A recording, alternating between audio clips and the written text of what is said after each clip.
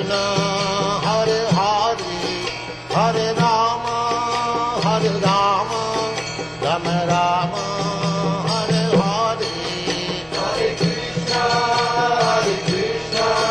Krishna Krishna, Hare Hare, Hare Rama,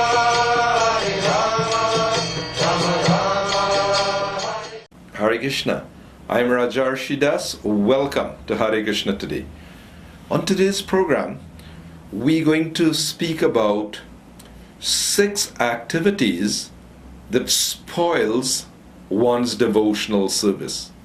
Of course, this is for people who are actually engaged in the process of devotional service. Now remember, to be engaged in the process of bhakti yoga or devotional service, Krishna says that a person has come to the conclusion of knowledge.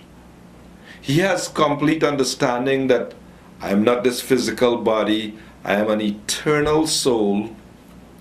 The eternal soul belongs to the eternal world, the spiritual world, the kingdom of God, and the soul has an eternal duty towards God. This is called bhakti to Bhagavan. So, for those who are engaged in these activities of devotional service, there are 6 activities that spoils one's devotional service.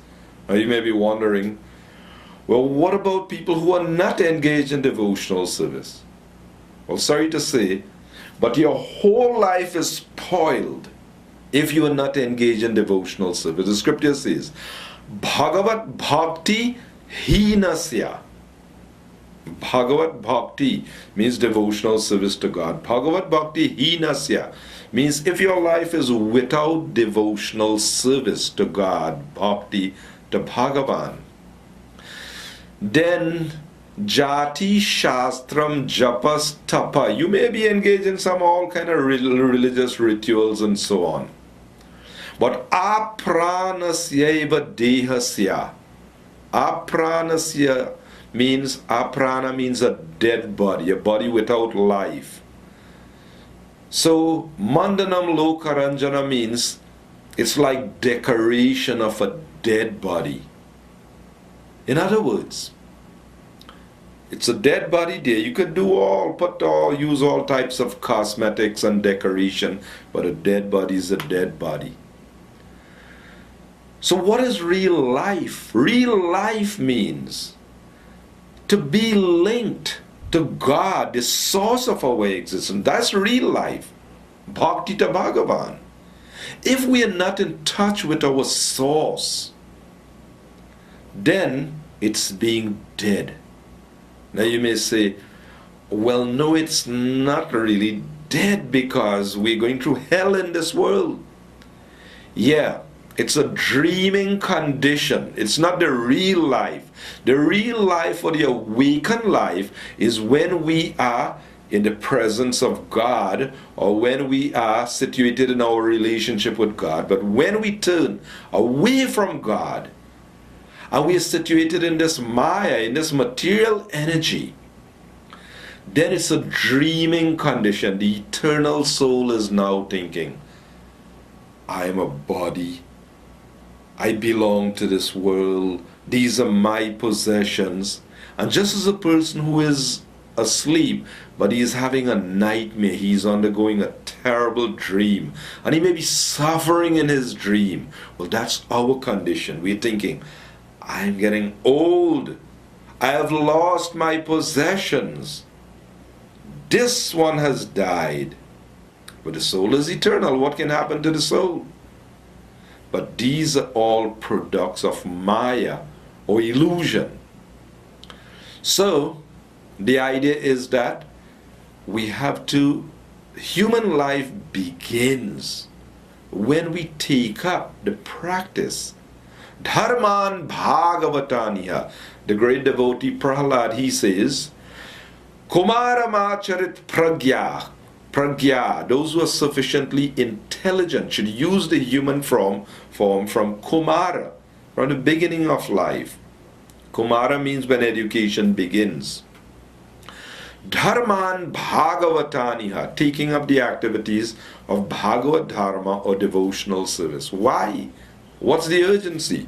It says Durlabham Manusham Janma, because the Manusha Janma, the human form, it is very rare. Durlabham Manusham Janma. This human birth is very rare. So a person should use it from the beginning, taking up the activities of devotional service, because this devotional service can save one from the greatest danger. When we are not situated in bhakti to Bhagavan, every action produces a reaction that sentences us to this material world. Even the so-called good material activities result in us having to take another body in this world again to go through disease, old age, and death. So what's so good about that? So let us hear what the OPA Dish Amrita, the nectar of instruction, says about what spoils our devotional service. Atyahara prayasascha prajalpo niyamagraha janasangascha laulyamcha sadbir bhaktir vinashyati. One's devotional service is spoiled when he becomes too entangled in the following 6 activities. 1. Eating more than necessary or collecting more funds than required. 2. Over endeavoring for mundane things that are very difficult to obtain. 3. Talking unnecessarily about mundane subject matters. 4. Practicing the scriptural rules and regulations only for the sake of following them and not for the sake of spiritual advancement. Or rejecting the rules and regulations of the scriptures and working independently or whimsically. 5. Associating with worldly minded persons who are not interested in Krishna consciousness. And 6. Being greedy for mundane achievements. These 6 activities spoils one's devotional service. So let us take them one by one and see how we can apply these in our lives. So the first one, eating more than necessary or collecting more funds than required. Now, the great Bhaktivinoda Thakur, in his prayers, he says that of all the senses, the tongue is the most voracious and difficult to control. Yes, this tongue, controlling the tongue. People are slaves of the tongue. There's a saying, or the question is asked, do you eat to live? Or are you living to eat? They also say, long ago man used to hunt for food, but now food is hunting for man. Yes, food all over. In other words, the present day so-called civilization is aimed, the whole civilization today is geared, is aimed towards gratifying the senses of the physical body, which is described in the Bhagavad Gita as a demoniac principle. The demons think that to gratify the senses is the prime necessity of life. So someone may say, so what else is the purpose of life? So the Bhagavad says, human life is meant for self-realization and not sense gratification. You got that? Human life is meant for self-realization rather than sense gratification. So, formerly, in other ages, a human being would be clear in his mind about the goal and the means for achieving that goal. He's clear about it. In this age, people are so confused despite all their academic and technological knowledge. They don't have a clue as to who they are, where they came from, why they're here. So Srila Prabhupada, in this purport to the OPA Dish Amrita, he makes philosophical points that the Lord has three energies. Antar Anga Shakti means the spiritual world, the spiritual realm. Bahir Anga Shakti means this material world, this material energy. And Tatashta Shakti refers to us, the jivas or the spirit souls. So he explains in the purport to the second verse of the Nectar of Instruction or the OPA Dish Amrita that the eternal souls belong to the eternal atmosphere, Antar Anga Shakti, the Lord's internal energy, the spiritual world. So when the souls are situated constitutionally in the spiritual world, they engaged in devotion to God. Now in the spiritual world, it is not practicing as we are doing in this world. No. The souls are spontaneously attracted to the all-attractive reservoir of all pleasure, and devotion to God is the natural thing. And enjoying the reservoir of all pleasure, that's the natural thing. But when that eternal soul becomes situated in this Bahiranga Maya, this Bahiranga Shakti, this external energy, then now the eternal souls under this Avidya Shakti, they have to struggle very hard for existence. Therefore, Atyahara, eating more than necessary or collecting more than necessary. Today in the world, this is the cause of all the big problems.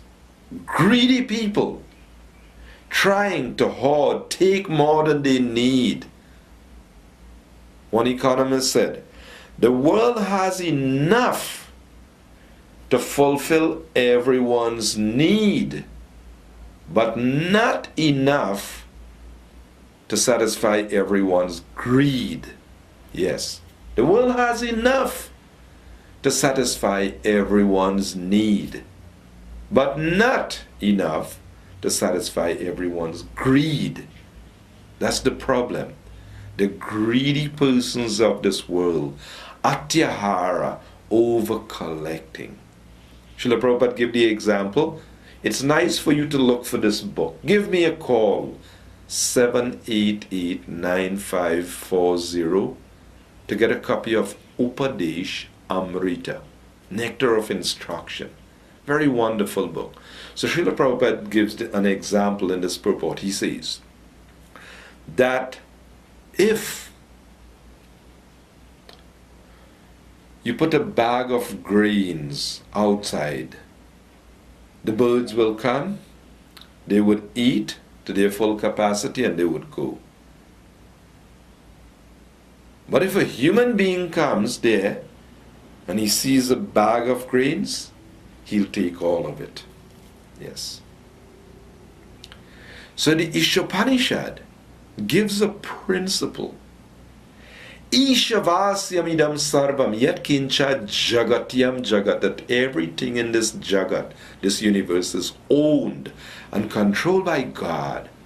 And if a person accepts his quota what he is assigned, what he is destined to, and he doesn't encroach upon others' possessions, then he doesn't become entangled in this world.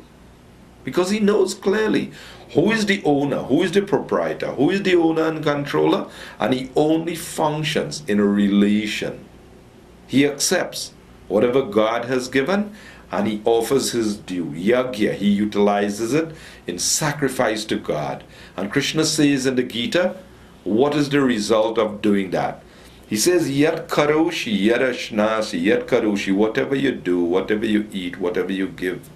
He said, Mad Arapan, you do it as an offering unto me. That's the 9th chapter, the most confidential knowledge. Yes. He says, and when you do that, what will be the result? Shubha Shubha Palairevam Mokshasi Karma Bandhane. When you do like that, you act in relation to God, then Shubh, Ashubh Karma, both good and bad results in this world are destroyed. Yes. Now you may become perplexed.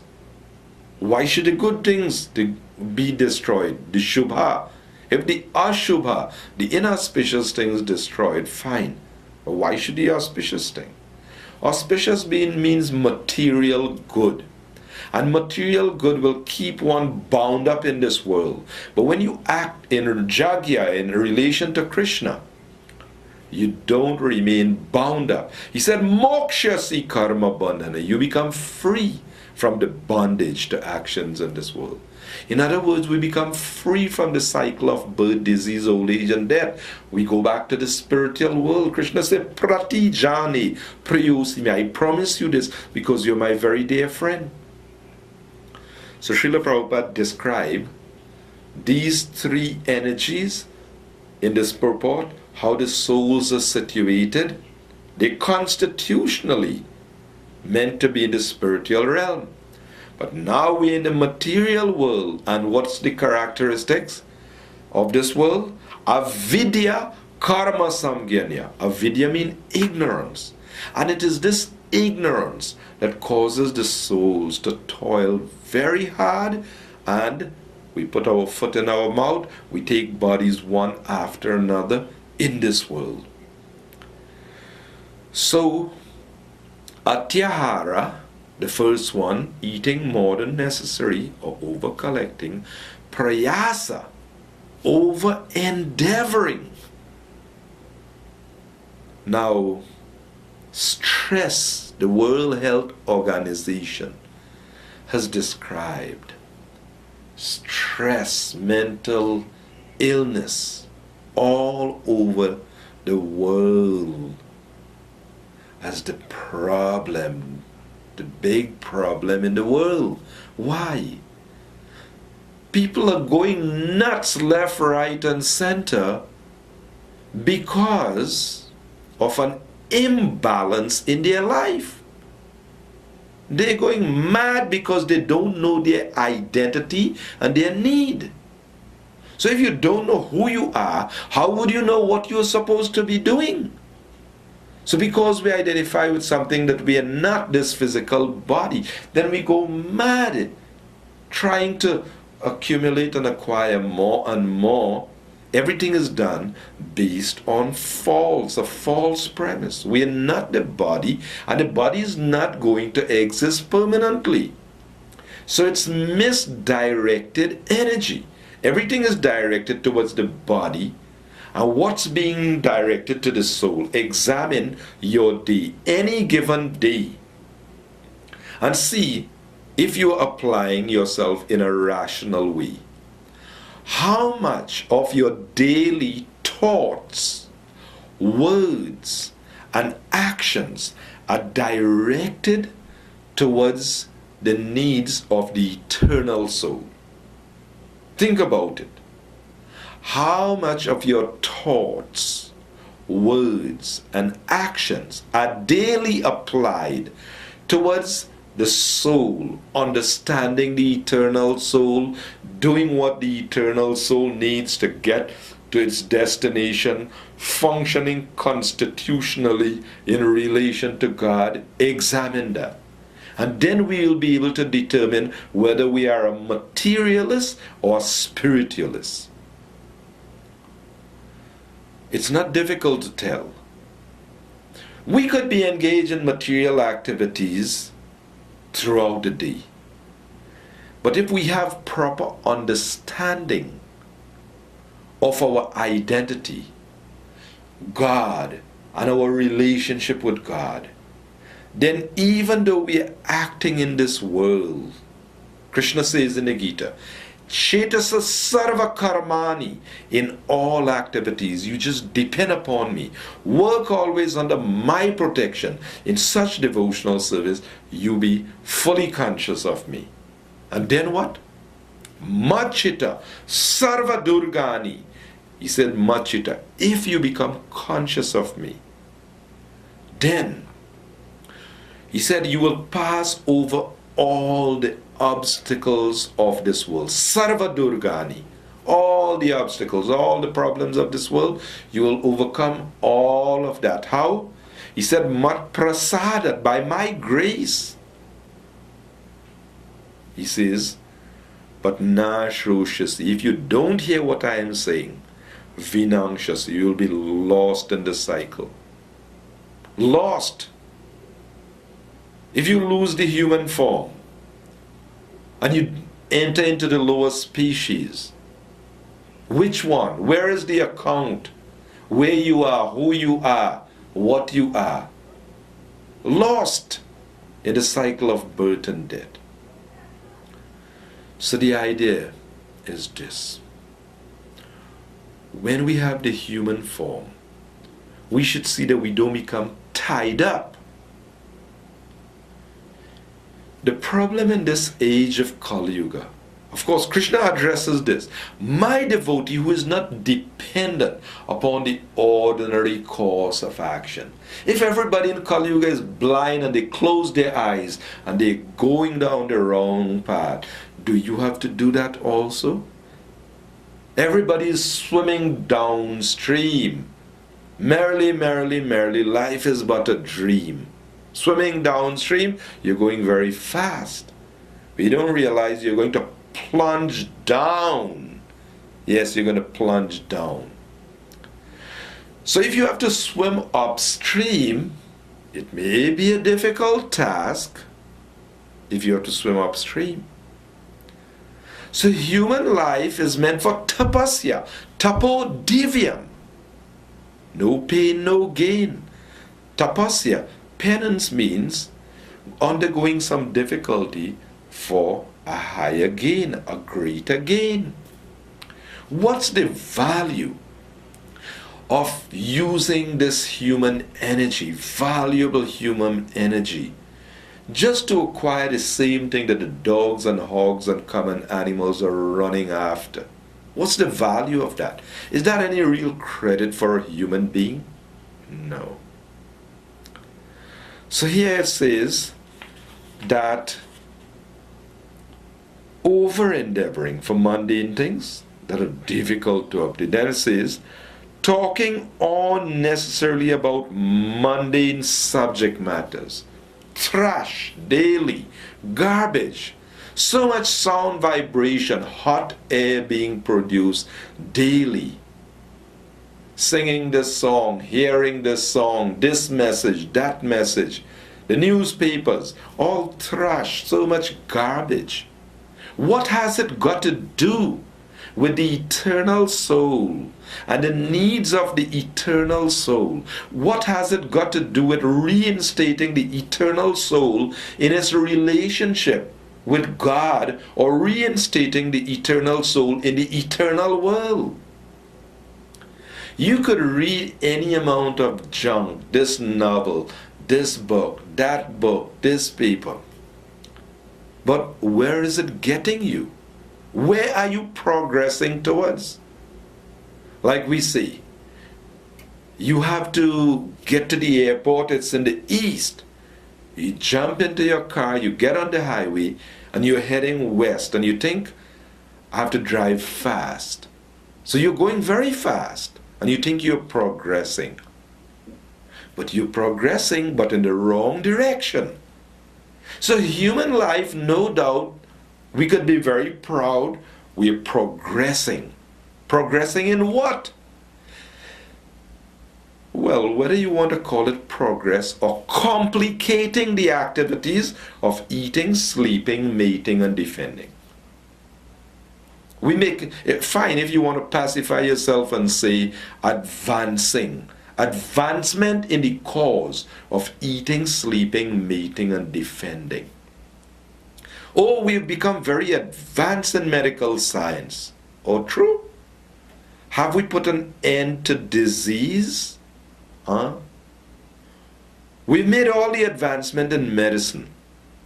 So what does that mean? We're more happy and healthy? No. Our bad karma has increased. All the so-called advancement in medical science is just to try to catch up with our bad karma. Yes. People are closing their eyes and they need to change their paradigm of thinking.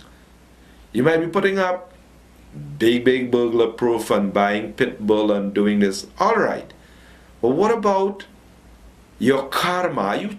Are you trying to understand what is bad karma and how to avoid creating bad karma? Are you thinking along those lines? How to chant the names of God, that sarva papa pranashanam, that will destroy all bad karma? People are very health conscious, right?